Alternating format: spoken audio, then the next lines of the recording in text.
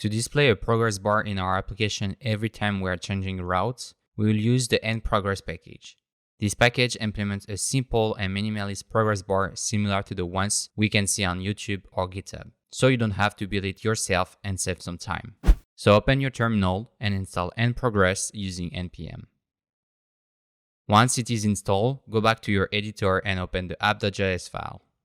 From here, import the CSS file from nprogress/nprogress.css and import the nprogress module as well. Then import router from Next.js Router.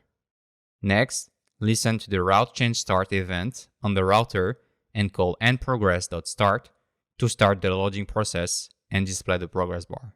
Then, on the route change complete event, call nprogress.done to stop the loading process and unmount the progress bar. Finally, do the same thing in case an error occurs when changing routes by listening to the route change error event. Save your file and open your browser. As you can see, every time I change the route, a thin progress bar appears on the top and loads from left to right. There is also a loading spinner on the top right corner of the page.